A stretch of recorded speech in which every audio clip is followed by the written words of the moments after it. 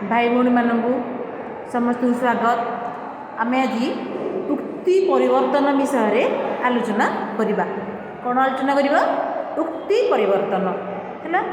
आम देखा उक्ति परिवर्तन माने कौन? उक्ति परिवर्तन माने हूँ कौन?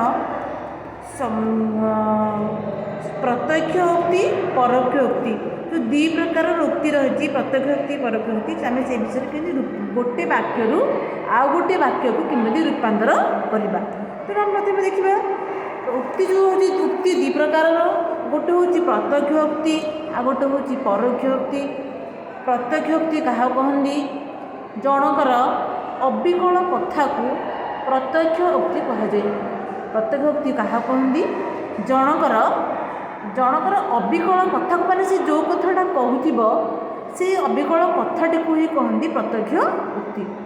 आ परोक्ष उक्ति क्या कहती? जनकर कथा को यदि अन्य जड़े कहले ताकू परोक्ष उक्ति बोली कहुए। मन रहा प्रत्यक्ष उक्ति क्या कहती? जनकर अविकल कथा को प्रत्यक्ष उक्ति कहुए एवं जनकर कथा को यदि अन्य जड़े कहब ताकू कहती परोक्ष उक्ति। मनकर उदाहरण कहबी प्रत्यक्ष उक्ति रोचे बालकटी कहला मो विद्यालय को जाऊँगी हूँ प्रत्यक्ष उक्ति। परोक्ष उक्ति क्या कहती? परोक्ष उक्ति कह पिलाटी कहला जे से विद्यालय को जाऊला तेणु पिलाटी कहला जे से विद्यालय को जाऊला है। यहाँ हूँ कौन? उक्ति परिवर्तन है। तेणु आम ये जो उक्ति परिवर्तन कहवा प्रथम आम मैंने किमिति जानिबा जो उक्ति परिवर्तन सब कौन कौन सब नियम गुड़िक अच्छी और कौन कौन सब आम जमी प्रयोग करवा। मन रखिथ जितेबाला आम प्रत्यक्ष उक्ति परोक्ष उक्ति प्रकाश करवा। यदि प्रत्यक्ष उक्ति लिखला बेले जदि परोक्ष उक्ति अच्छी जो प्रत्यक्ष उक्ति प्रकाश करवा बेले प्रथम जी कहला आग कमा दिहब और सी जहाँ कहला कौन कर उद्धृत चिन्ह मध्य रखा है। प्रथम प्रत्यक्ष उक्ति प्रथम कमा दिज्व कहला कमा दिज्व सी जो उक्तिटा कहला कौन उद्धृत चिन्ह मध्य रखा है। जितेबाला प्रत्यक्ष उक्ति परोक्ष उक्ति को प्रकाश कराए से कौन हम से जे प्रयोग करा परोक्ष उक्ति जे लगा है।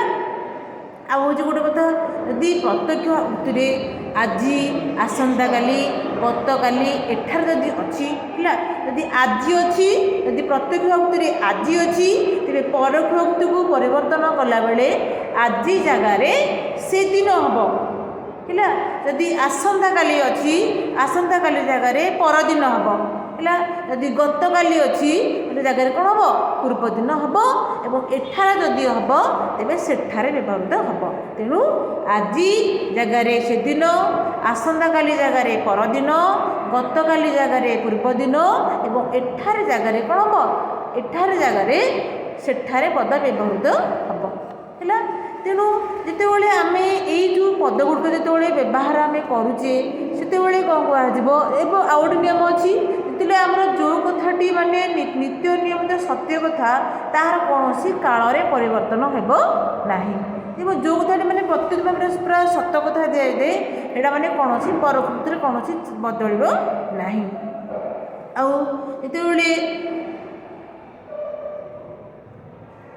जितेबाला उद्धृत वाक्य देख जितेबाला लिखा पूर्व डैश दि जाए कि परोक्ष उक्ति डैश दिना बुझिल कि जदि परोक्ष उक्ति आमर कौन कमा डैश चिन्ह डैश दिना है। तेपर देखा जितेबाला आमर ये जो भाषा व्यवहृत होता जो वाक्य गुड़िक अच्छी ये जो आम वाक्य रूपांतर करुचे आम कौ प्रकार वाक्य को आम किपरि परिवर्तन करवा कौ उक्ति प्रत्यक्ष उक्ति को आम किपरि भाव में परिवर्तन करवा। तेणु आमर ये जो कहबार वाक्य गुड़िकर कहवा शैली दृष्टि है वाक्य गुड़िकर कहवा शैली दृष्टि कहवा भंगी दृष्टि वाक्य हूँ चारि भाग में विभक्त चारोटी श्रेणी में विभक्त कर। नंबर 1 हूँ विवृत्ति सूचक, नंबर 2 हूँ प्रश्न सूचक, नंबर 3 हूँ विस्मय सूचक और नंबर 4 हूँ अनुज्ञा सूचक है। ତେଣୁ ଏଠି କ'ଣ କହିବା ଏଠି, ତେଣୁ ଭାଷାରେ ବ୍ୟବହୃତ ହୋଇଥିବା ବାକ୍ୟ ଗୁଡ଼ିକର କଥା କହିବାର ଭଙ୍ଗୀ ଦୃଷ୍ଟିରୁ ବା କଥା କହିବା ଦୃଷ୍ଟିରୁ ବାକ୍ୟକୁ 4ଟି ଶ୍ରେଣୀରେ ବିଭକ୍ତ କରାଯାଇଛି। ନମ୍ବର 1ରେ ବିବୃତ୍ତି ସୂଚକ, ନମ୍ବର 2ରେ ପ୍ରଶ୍ନ ସୂଚକ, ନମ୍ବର 3ରେ ବିସ୍ମୟ ସୂଚକ ଏବଂ ନମ୍ବର 4ରେ ହେଉଛି ଅନୁଜ୍ଞା ସୂଚକ। ବୁଝିଲେ ନାହିଁ, ଏଇ ଯେଉଁ ଆମର 4 ପ୍ରକାରର ଆମର ରହିଲା, এই ଯେଉଁ 4 ପ୍ରକାର ଆମେ ବର୍ତ୍ତମାନ ଗୋଟି ଆମେ ଆଲୋଚନା କରିବା ହେଲା। ଯଦି ହେଇଛି ପ୍ରଥମେ ହେଇଛି ବିବୃତ୍ତି ସୂଚକ ବାକ୍ୟର ଉକ୍ତି ପରିବର୍ତ୍ତନ ହେଲା। ଯେତେବେଳେ ବିବୃତ୍ତି ସୂଚକ ବାକ୍ୟର ଆମେ ଉକ୍ତି ପରିବର୍ତ୍ତନ କେମିତି କରିବା, ଯେତେବେଳେ ସହଜ ଭାଷାରେ କୁହାଯିବ, ଯଦି ପୂର୍ବ ପରିବର୍ତ୍ତନ ଘଟୁଥିବା ସ୍ଥାନ ଗୋଟେ ଦେଇକି ଲେଖାଯାଇଛି,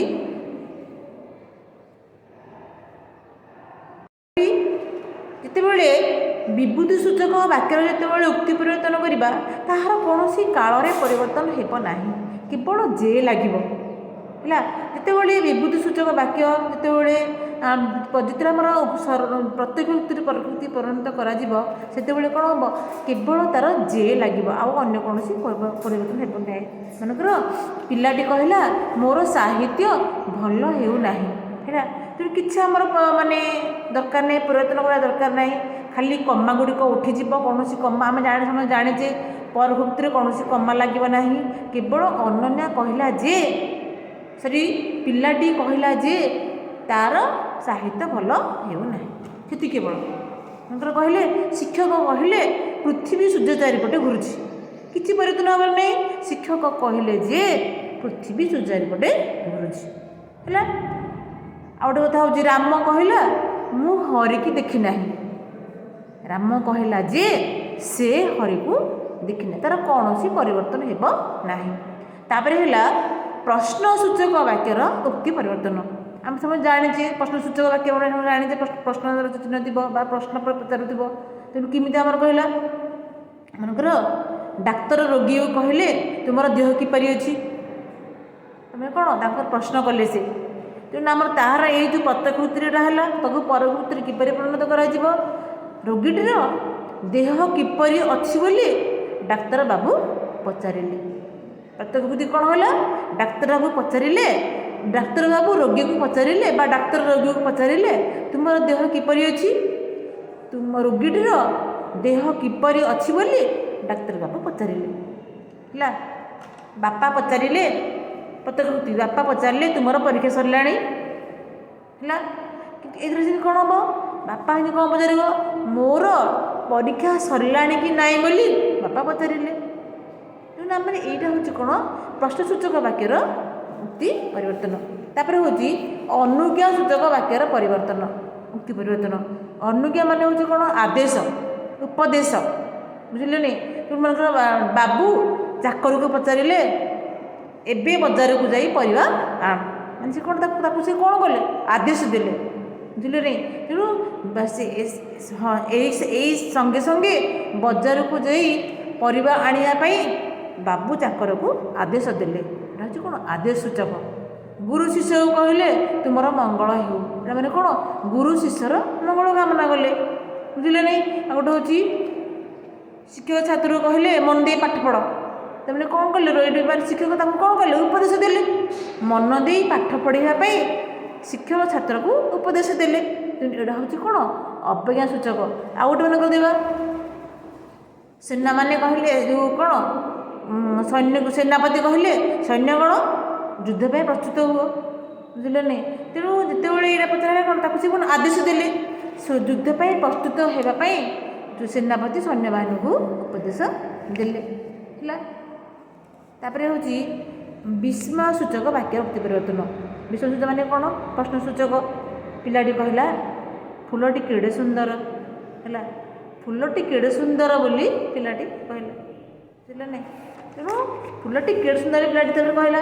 ତାପରେ ମନେକର ଆଉ ଗୋଟେ ହେଉଛି ଗୋପବନ୍ଧୁ କହିଲେ ଆହା ଏ ସଂସାର କି ବିପଦ କି ଦୁଃଖପୂର୍ଣ୍ଣ ହେଲା, ଏ ସଂସାର ଗୋପବନ୍ଧୁ ସଂସାର ଦୁଃଖପୂର୍ଣ୍ଣ ବୋଲି ଦୁଃଖ ପ୍ରକାଶ କଲେ ହେଲା। ବର୍ତ୍ତମାନ କିଛି ଲେଖା ଆକାରରେ କିଛି ପଠେଇବି, ତାକୁ ଆମେ କ'ଣ କରିବା ଅଭ୍ୟାସ କରିବା।